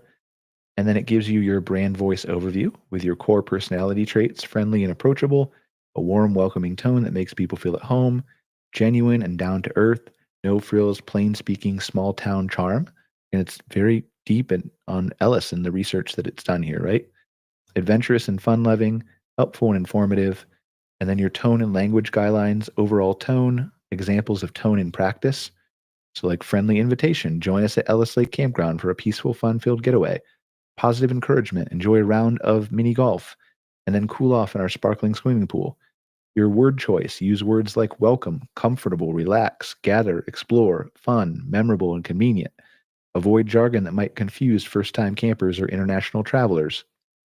Style pointers use contractions to maintain a friendly conversational vibe. Vary sentence length to keep reading engaging, short statements that create emphasis. Adaptations for different audience segments. And then we have local, our stuff from above, right? We have our local regional families. We have our cross-country RV travelers. We have young adventurers and couples. And then we have our key brand messaging pillars, convenience and comfort. Right off I-70, full hookups available, clean, modern facilities. Family-friendly fun. We have kids love our pool and mini golf. Safe, spacious sites for everyone to roam. Local experience and hospitality, affordability, and accessibility. Communication best practices. Again, if you're listening to this on the podcast, just go to the YouTube video. You can pause this and see everything that I'm scrolling past. Showcase your amenities. When describing your pool, mini golf course, or general store, paint a picture of what guests can expect. Cleanliness, convenience, and fun. Use warm, inviting imagery and words. Offer clear calls to action. Highlight local attractions. Mention Ellis, Hayes, or regional events. Positive reinforcement and reinsurance. And then do's and don'ts. Do maintain a friendly, informal tone that reflects small town hospitality. Provide enough detail about amenities and local attractions to excite and inform. Don't use overly formal or stuffy language. Overpromise. Stay honest and genuine about what you can offer. Sample brand voice snippets for a social media post. Start your summer adventure with us at Ellis Lake Campground. Enjoy our crystal clear pool, play a round of mini golf, and make new friends around the campfire. Book your spot today. Website headline example, email newsletter teaser, brochure copy, and then final thoughts. And so now what you're doing here in this conversation window is even more important than what you type. You are teaching the AI above it in this conversation window all about your park. As it writes, and again, don't use this method because this doesn't have enough data about your park, right? But it's a very good starting point. And you as the owner are probably going to look at some of this and be able to say, that's great, that's not good, that's great, that's not good, that's not true, that is true. So it's a good starting point for you guys. But you're teaching it about your property with the ideal customer profile and then the audience style guide, and it's learning how to write things, it's learning how to talk, it's learning how to speak in the language that it needs to speak for your specific RV park, right? Not just generically. So if you come over here, and we'll come back here in a second. If you come back over here to GPT-4o and you just come in here and say, write me a social media post about Ellis Lake Campground in Ellis, Kansas. It is my campground, promoting, we'll say, our new glamping tent we just added. And then do that, right? And then you hit enter. It's going to write something pretty good, probably. New at Ellis Lake Campground, ready to glamp it up in Ellis, Kansas. We're excited to introduce our brand new glamping tent where rustic charm meets modern comfort. Whether you're a camping pro or just dipping your toes into the outdoor life, our glamping tent gives you the perfect blend of nature and luxury. Think cozy beds, stylish decor, and all the peaceful lake vibes you love with no tent setup required. Hey, Scott, welcome. We're doing a quick marketing thing, and then we can dive into a couple other things real quick if you want. So writes a good social media post, right? And then if you go back to the other one and you do the exact same prompt under the thinking model that has your audience style guide and everything else, this is going to be completely different. It's going to think through that. It's going to use the information above it, and it's going to write you a different post. Get ready to level up your camping experience at Ellis Lake Campground. We're thrilled to introduce our brand new glamping tent, the perfect blend of outdoor adventure and modern comfort. Wake up to the calm of Ellis Lake, unwind in a cozy bedding under starry skies, and soak in the small town charm of Ellis, Kansas. Ready to make some unforgettable memories? Book your spot today and discover glamping at its finest. That is a much better social media post. What do you think, Scott? Give us. I agree. Did you see the first one? Were you here for that? No, I didn't. The first one was a second ago. Let me refresh. I think it was this one. So that's the first one. I just took it cold into a new conversation and write me a social media post, and it gives you the traditional stuff. Like, this is what you see all over the internet that annoys you guys, right? Like, this is how you tell whether an AI post is not. It's got all these emojis and these check marks and like just the same kind of verbiage and language. And that's not a bad social media post. But if you're really trying to convert people and get them interested and excited, and also, by the way, trying to satisfy the algorithms on the different social media networks, which really decide what gets seen and what doesn't, then the more you teach it about your campground, there's the other one, the new one we just read, that's a much better post. So again, taking the time to give it the input, both input that you put in, but also input you have the AI put in above it, can generate much better content.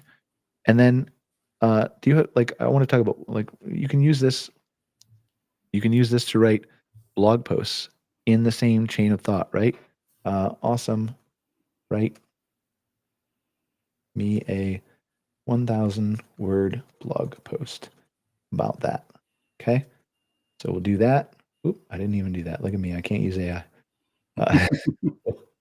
We'll put that in there. And then, well, I didn't get it. Write me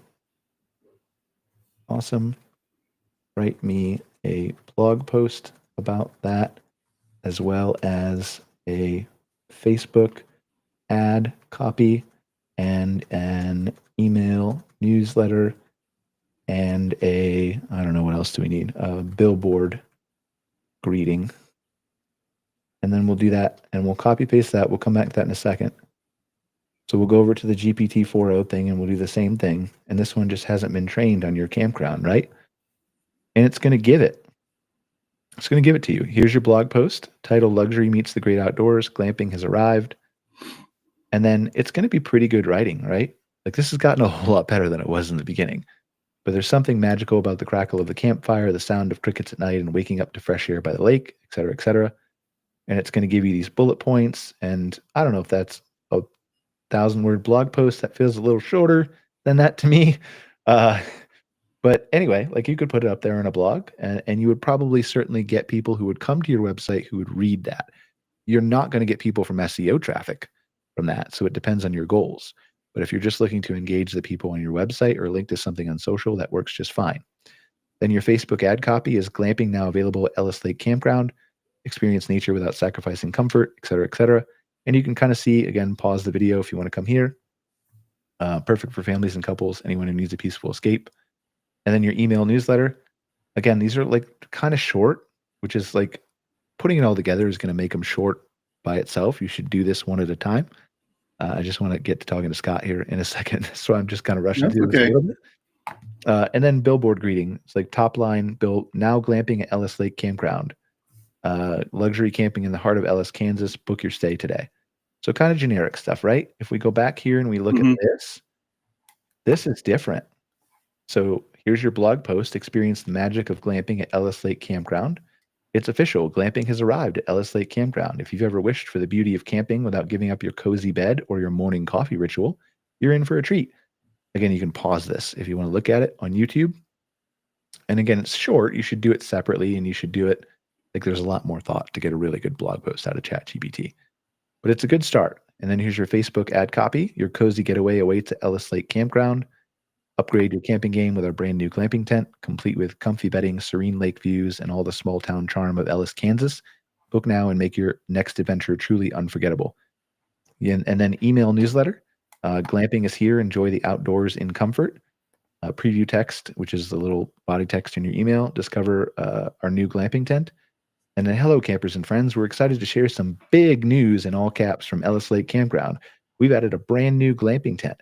Imagine all the joys of camping: crackling campfires, starry nights, the calming sound of the lake, without sacrificing a cozy bed and a bit of luxury. It's the perfect way to experience nature while still enjoying the comforts you love.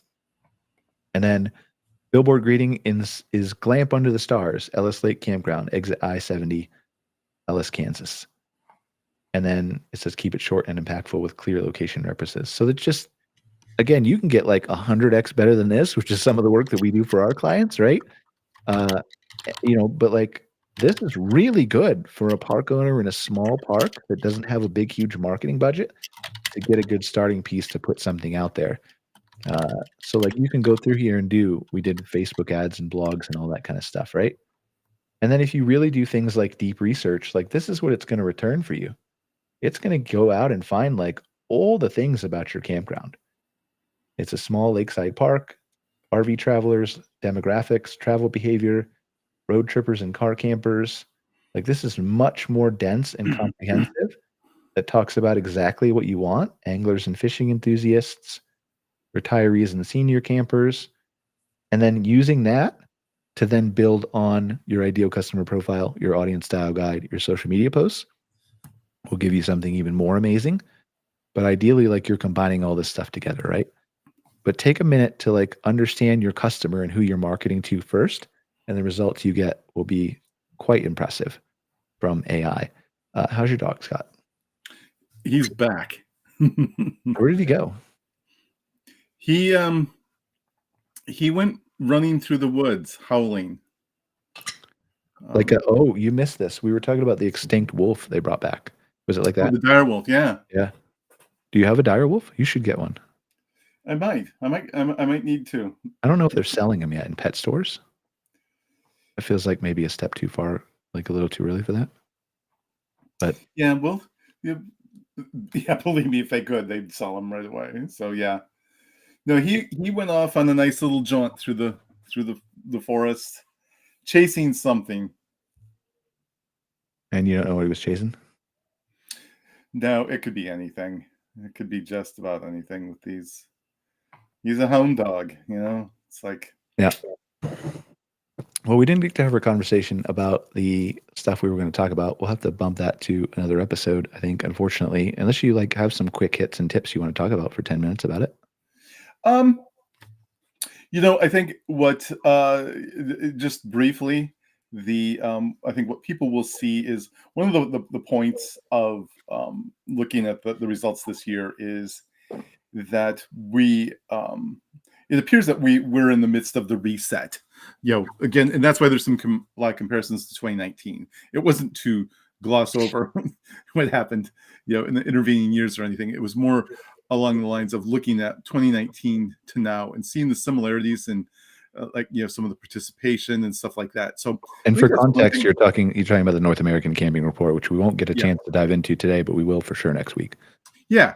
I was going to throw a couple. Yeah. No, go ahead, please. Like, I just wanted to set the 2019 context that they. Yeah. Sorry, just shifted without clutching there.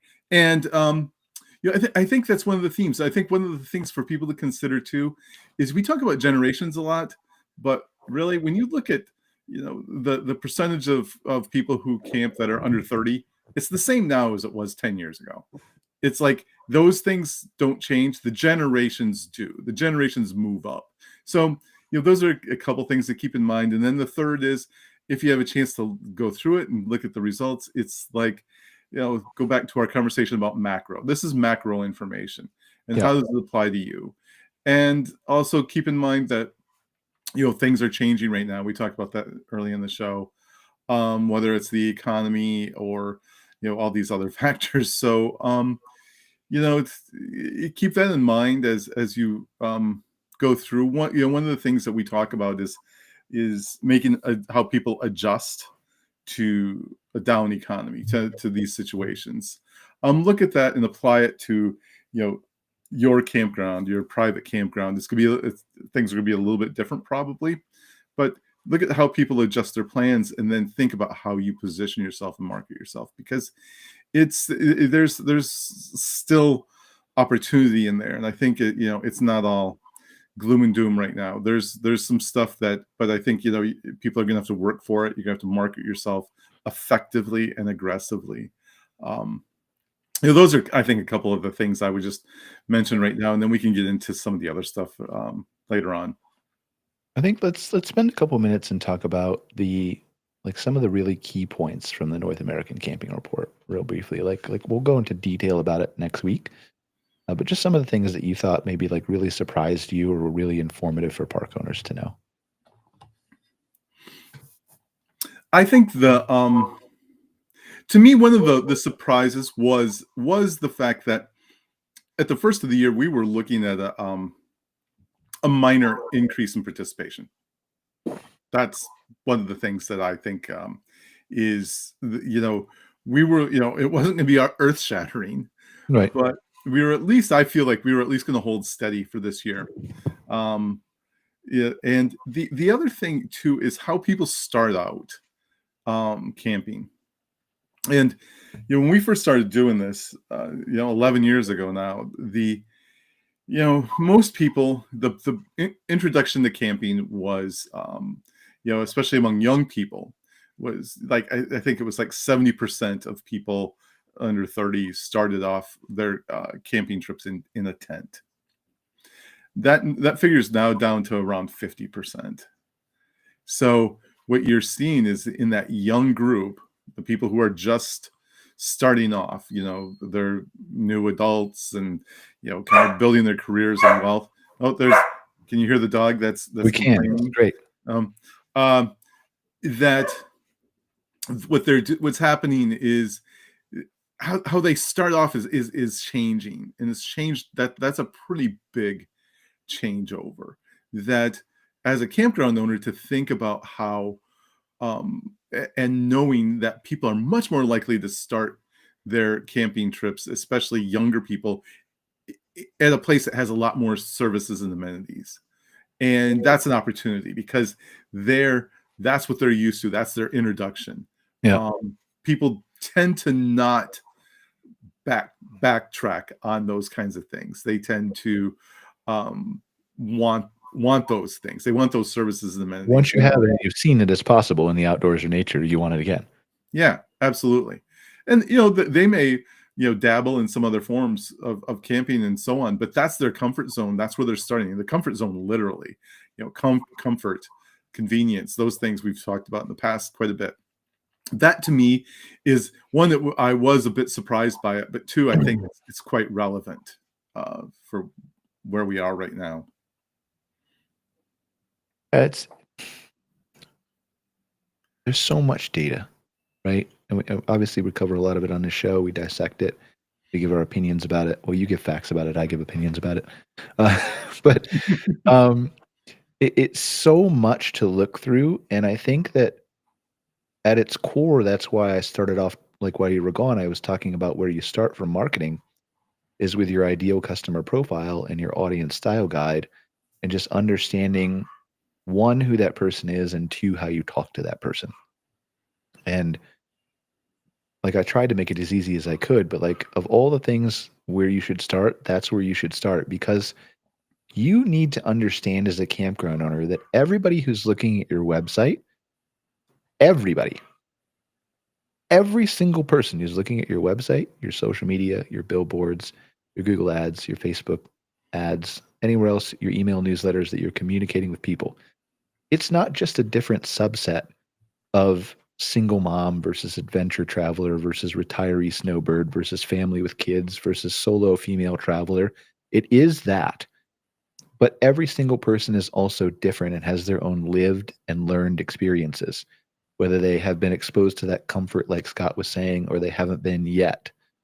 And so they all have, whether they realize it or not, their own unique psychological ways that they like to be spoken to, words they like to hear that resonate with them, things that will make them more likely to scroll down the page and read more, go to page 2, go to your booking engine and look at pricing, eventually make a reservation, ultimately a higher conversion rate or a higher ratio of people who visit your website and end up booking. And if you're able to step back from, and certainly not all campground owners have this, but like generally speaking, you have your own bias with who your guests are, or for me, like who my clients are at my marketing agency, right? Like I have a bias of like typically the people who come to me aren't like big, huge marketing whizzes who have been studying this for 20 years, right? But whatever that bias is of I think this is who my guest is, or I think that's where they come from, yes, you can have the data, but the data in your reservation system that shows their name and their address and their phone number and how far away they traveled is not them. It's not them. It's a piece of information about them. But taking the time to research the type of people who will come to your area, like AI really knows that stuff. It knows the city and it knows the area and it knows what people typically travel there and how far away they come and what roads they take and what restaurants are nearby and how they interact with it. All that stuff, it can give it to you. And if you recognize that you just need to talk to people in their language or the closest you can get, because you're obviously not going to have 4 different websites or 8 different websites for different people, right? But the closer you can get to what they want to hear versus what you want them to hear, chances are you'll have a better conversion rate if you do things right. And that's, I think, that's not what you were saying, Scott, but that's a takeaway that I had of just like demographics are changing. People are different. You have to keep up with the times and understand the shifts in behavior and then do your profile differently, right? Like, and that it's fascinating to me. Like, we can't even get into this now. We have like a couple minutes left. But like looking at the ideal customer profile, that's based on the type of individual RV traveler who would likely come to your property already. If you're trying to reach out into a new market, like let's say, for example, let's just pretend and say that we might be headed into a down economy where demographics are changing and traveler turnover is different. And there's all kinds of new people coming to you because they previously traveled long distances and now they're staying closer to home. Let's just pretend that might be the case in 2025 for a second, Scott. And like you can go into the AI and instead of saying create me an ideal customer profile, you can say I want to target these type of people who otherwise might not stay with me but could be convinced to, and this is the place that I think they want to come from. These are the people I want to attract. Create me an ideal customer profile that's based off of this group of people specifically, and it will, and then give me an audience style guide that's specific to those people, and it will, and then go after your messaging and your targeting and create website copy around that specific type of audience.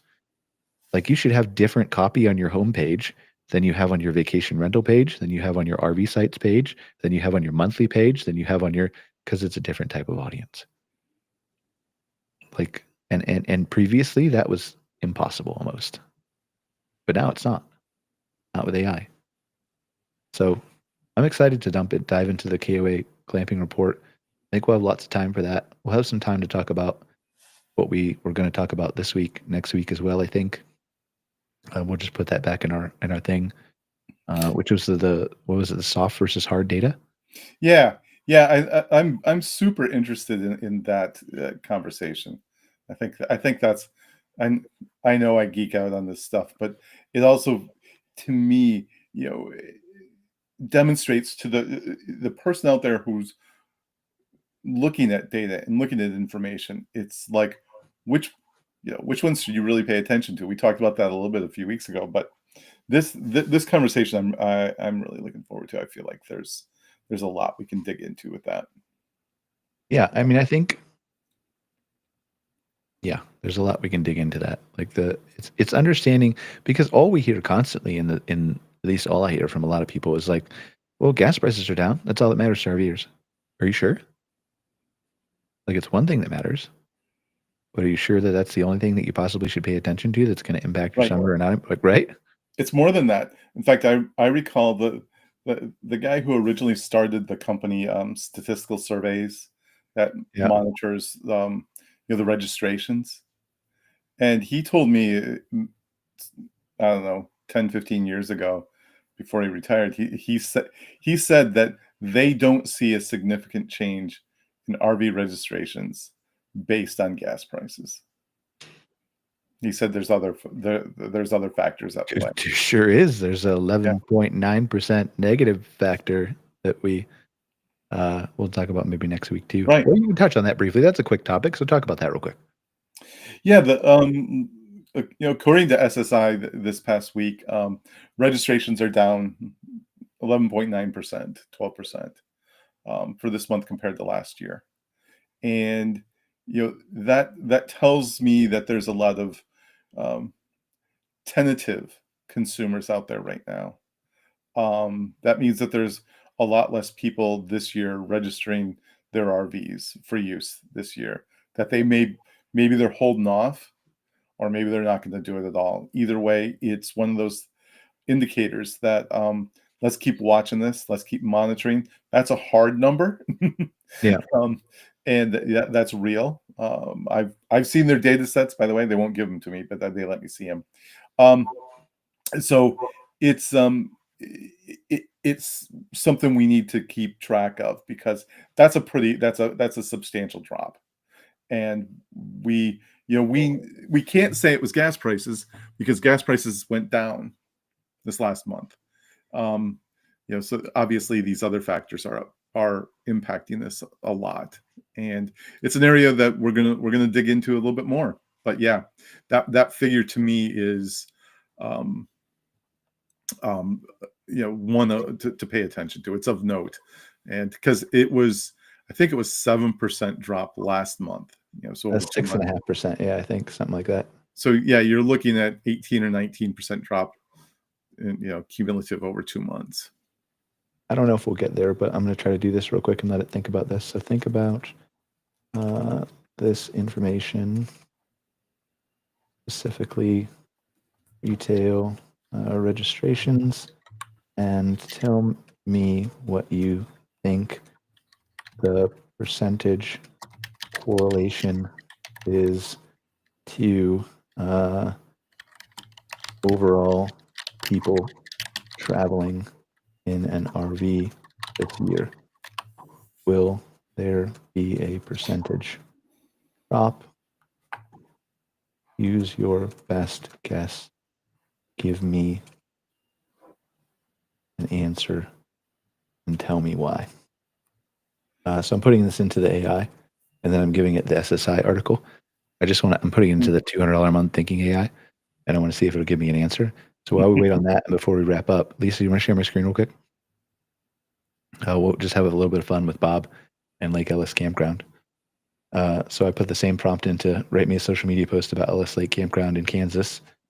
It says, "Oh snap, new glamping tent alert. Buckle up, because we're about to make Ellis Lake Campground sound like the love child of a luxury resort and a pine cone with dreams.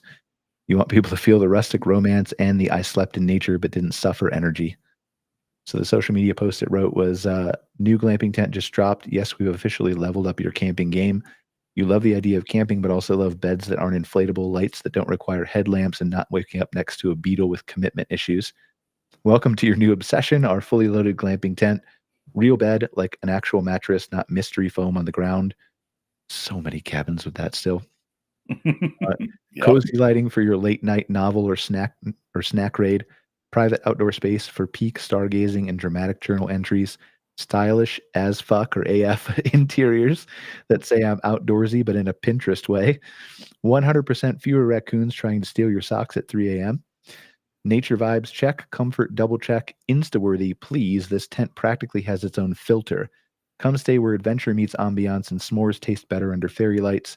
Book now before our raccoons claim it as their summer home.